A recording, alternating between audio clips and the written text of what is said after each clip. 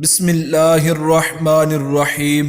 اس video کے اندر ہم ذکر کریں گے کہ حضور صلی اللہ علیہ وآلہ وسلم آپ کا اسم گرامی محمد صلی اللہ علیہ وآلہ وسلم کیوں رکھا گیا۔ آپ سے گزارش ہے کہ سرکار کی محبت میں اور اپنی روح کی تسکین کے لیے اس ویڈیو کو آخر تک لازمی سماعت فرمائیں۔ جزاک اللہ خیرا۔ محمد صلی اللہ علیہ وآلہ وسلم کا لفظ اتنا پیارا اور حسین ہے کہ اس کے سنتے ہی ہر نگاہ فرط ادب سے جھک جاتی ہے، ہر سر خم ہو جاتا ہے اور زبان پر درود و سلام کے زمزمے جاری ہو جاتے ہیں، لیکن کم لوگ جانتے ہیں کہ اس لفظ کا معنی و مفہوم بھی اس کے ظاہر کی طرح حسین اور دل آویز ہے۔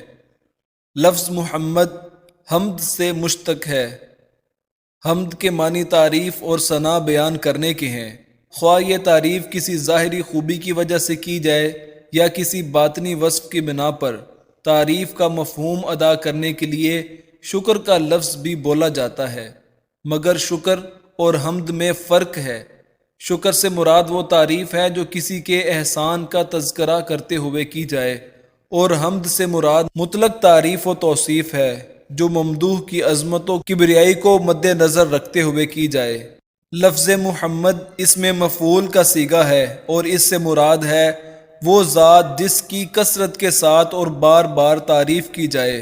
امام راغب الاصفہانی لفظ محمد کا مفہوم بیان کرتے ہوئے لکھتے ہیں، اور محمد صلی اللہ علیہ وآلہ وسلم اسے کہتے ہیں جس کی قابل تعریف عادات حد سے بڑھ جائیں۔ قرآن حکیم میں لفظ محمد کا ذکر متعدد مقامات پر آیا ہے۔ سورہ فتح میں ارشاد ہے محمد اللہ کے رسول ہیں۔ سورہ محمد میں ہے اور وہ لوگ جو ایمان لائے اور انہوں نے نیک کام کیے اور اس سب پر ایمان لائے جو حضرت محمد صلی اللہ علیہ وآلہ وسلم پر نازل کیا گیا۔ سورہ العمران میں ہے اور محمد صلی اللہ علیہ وآلہ وسلم تو اللہ کے رسول ہی ہیں۔ سورہ احزاب میں ہے محمد صلی اللہ علیہ وآلہ وسلم تم میں سے کسی مرد کے باپ نہیں، وہ تو اللہ کے رسول اور آخری نبی ہیں۔ یوں تو حضور نبی اکرم صلی اللہ علیہ وآلہ وسلم کے متعدد اسماء گرامی ہیں۔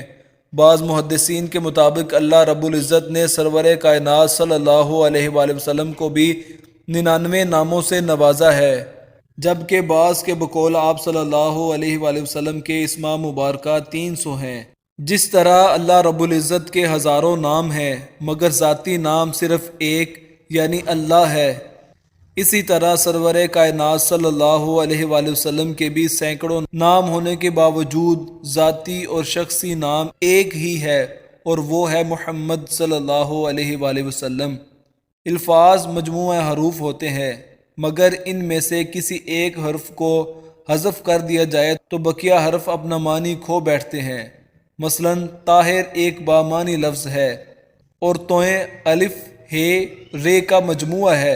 اگر ان حروف میں سے پہلے حرف توئے کو حذف کر دیا جائے تو بقیہ حرف اہر بے معنی ہو کر رہ جاتا ہے، لیکن اس کلیے سے لفظ اللہ اور محمد مستثنیٰ ہیں۔ اگر لفظ اللہ میں سے پہلا حرف الف کم کر دیا جائے تو باقی للہ رہ جاتا ہے، جس کا مطلب ہے اللہ کے لیے۔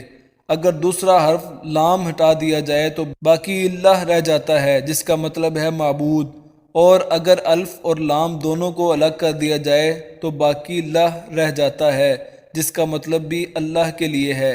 اگر لام کو بھی ہٹا دیا جائے تو ہو رہ جاتا ہے، جس کا معنی ہے وہی، اور وہ اللہ ہی ہے۔ علی ھذا القیاس لفظ محمد کا ہر حرف بھی مامقصد اور بامانی ہے۔ اگر شروع کا میم ہٹا دیا جائے تو حمد رہ جاتا ہے، جس کا معنی تعریف و توصیف ہے، اور اگر صرف ہا کو کم کر دیا جائے تو ممد رہ جاتا ہے، یعنی مدد کرنے والا، اور اگر ابتدائی میم اور ہا دونوں کو حذف کر دیا جائے تو باقی مد رہ جائے گا، جس کا مفہوم ہے دراز اور بلند۔ یہ حضور صلی اللہ علیہ وآلہ وسلم کی عظمت اور رفعت کی جانب اشارہ ہے، اور اگر دوسرے میم کو بھی ہٹا دیا جائے تو صرف دال رہ جاتا ہے، جس کا مفہوم ہے دلالت کرنے والا، یعنی اسم محمد اللہ کے وجود اور وحدانیت پر دال ہے۔